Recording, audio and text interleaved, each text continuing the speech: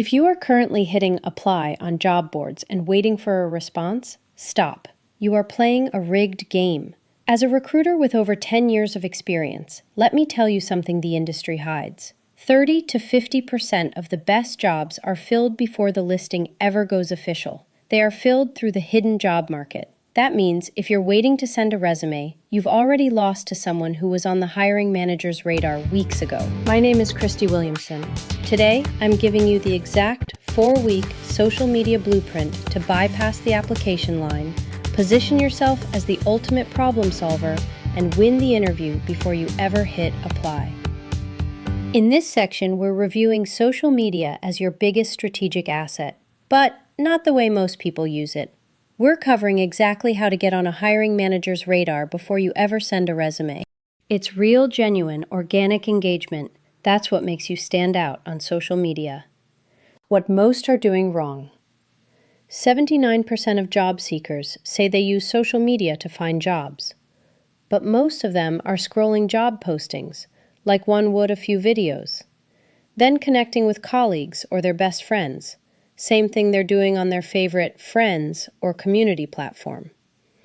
This one, the expectation is different.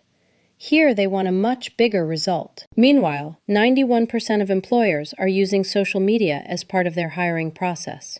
70% review candidates' profiles before, and 57% have passed on a candidate because of what they found. That's not a warning to be afraid of. That's an opportunity.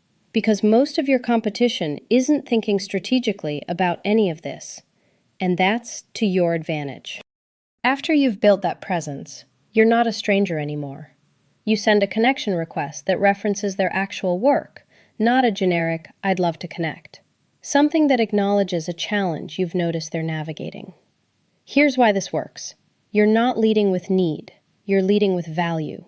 And that changes everything about how you're perceived. Before any of this, your profile needs to be ready. Your LinkedIn headline should not say, "Marketing professional seeking opportunities." It should say something like, "Marketing manager, increased ROI by 40% in 6 months, expert in digital strategy." One says, "Hire me," the other says, "Here's what I can do for you." Your headline, summary, and activity are all advertisements, marketing who you are and what problem you can solve for them. This is how you stop the scroll. So that by the time a hiring manager clicks through, they're already impressed before they read a word of your experience or resume. Review your tagged photos, past posts, your full activity. What they see from the moment you begin interacting with them is part of your first impression. Make sure it's working for you. Once you've built a presence, they already know your name before your resume arrives. Here's where to start this week. Follow 3 target companies and 1 hiring manager. Study what they post, what challenges they're navigating. Then comment with a real perspective, not just "great post." 1 genuine comment a week. That's it. Start there. The full 4-week blueprint is in the book. But that one habit? Start today. That's not luck. That's strategy. Here's the part most candidates completely underestimate. What makes you stand out long after the interview has nothing to do with your resume. That got you in the room. This is what keeps you there. The interview. Believe it or not, this is where I see so many qualified, accomplished, and brilliant people stumble. You've done really well in your career. Obviously, you've interviewed and even perhaps trained others. Yet with all of this, when you need to step into a new culture, it's nice to have a refresher. And what better way to get a refresher than to get a sneak peek behind the scenes with a senior recruiter who does this every day and add in some tips that really make you stand out. I've seen professionals nail this and others with years of experience fall flat, not because they don't know their stuff, but because they didn't take that extra bit of time to consider what's happening behind the scenes. We all wonder what goes on behind closed doors. When we find out, or are reminded, you stay or get back on top. Let me show you exactly what we're looking at. You've seen this, you know this, but it's important to remember. The interview starts the moment you're seen. In the parking lot, how you walk in, how you hold yourself, and how you interact with the receptionist first off. I've seen candidates disqualified because of how they treated the front desk. They're typically here to help, but keep in mind they're human too, and today may not be their best day. Or they may be the niece of the owner and have more sway than you'd initially imagine. In the waiting area, be mindful. Are you on your phone? Or composed, present, and engaged with the environment? You have 7 seconds to make a first impression. 7. We subconsciously assess competence, trustworthiness, social or cultural fit. All of this is evaluated before you say a single word. First impressions cannot be undone, no matter how impressive your qualifications are. It's easy to be in your head thinking about the interview. To really stand out, you can't do that. You must be present. Your trustworthiness, whether you'd fit on their team. Post-COVID, things shifted in professional attire. It's true. But here's what remains constant. Many times the way we dress comes across in how we sound and communicate professionally. How we see and feel about ourselves transfers into everything we do. When others are not looking professional, putting in even a little effort will help you stand out significantly. And when you stand out, it's easy for a manager to already visualize you as a success. Here's the rule of thumb. Dress one step above what you see in their social media and office photos. Not overdone, just one notch above the standard. When candidates look their best, this alone helps a manager already see you succeeding. The goal is the best polished version of yourself, not overdressed, not underdressed. One step above their standard, but not so much that you look like you've outclassed the hiring team. If it's been a while since you've interviewed, it's easy to be out of practice and not take into consideration what all this affects.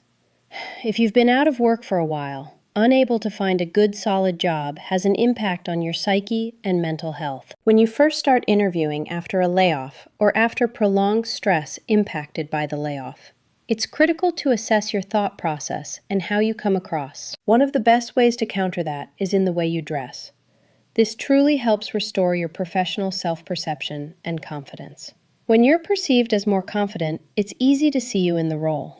We've read your resume. We're not looking for a recitation of it. Here's what we want to know when we ask these standard questions. Tell me about yourself. We want to know what drives you, what motivates you to solve the problems you solve. This is where your connection story comes to life. What's your greatest weakness? If you say, I'm a perfectionist, or I care too much, we've heard it 1,000 times.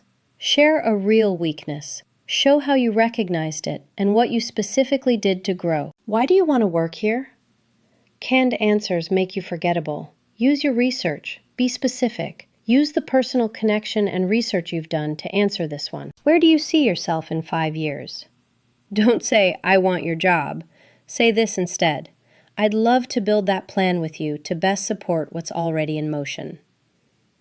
Your answers have to show not just competence, but self-awareness and genuine interest in their specific challenges. Companies are asking these questions right now, and most candidates aren't prepared. How do you work with AI tools? They want to know you've engaged with it, not that you fear it or over-rely on it. Have a real answer. How do you navigate remote communication? Document results, flag problems early, default to over-communication. How do you approach work-life sustainability? Not work-life balance, sustainability. They want self-aware people who won't burn out. How does AI affect your role specifically? If you're not fully aware, research how your industry is integrating AI. Next, the thing we all know to do, but is easy to skip. Before we get into strategic follow-up, I want you to sit with something for a second. You just did the hard part. You prepared. You showed up. You answered the hard questions. And regardless of how it went, these are skills that get sharper every single time you do this. Feel good about that. It's important. As we move on, here's where most candidates lose ground they earned. They walk out of that interview and go silent. No follow-up. No final impression. They leave the outcome entirely in someone else's hands. The follow-up email is not optional. It is part of the interview. It's your last chance to be specific, personal, and memorable in a moment when most of your competition goes quiet.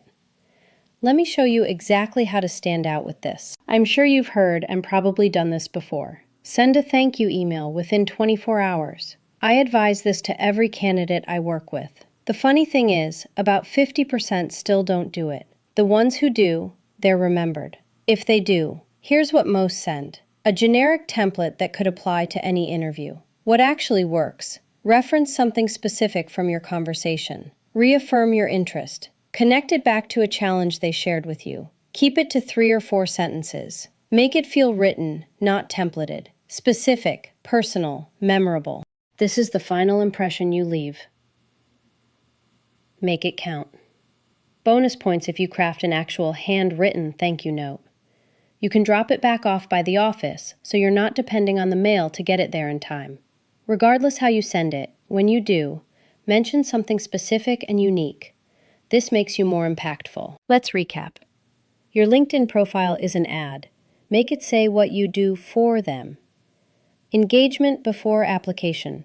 Show up strategically, not as a stranger. The interview starts before you walk in. 7 seconds for a first impression. And the questions they always ask? Now you know exactly how to answer them. You've made it through the interviews. They want to hire you. Now comes the part that makes most candidates' palms sweat, even seasoned professionals, the negotiation. Take a look at this next video.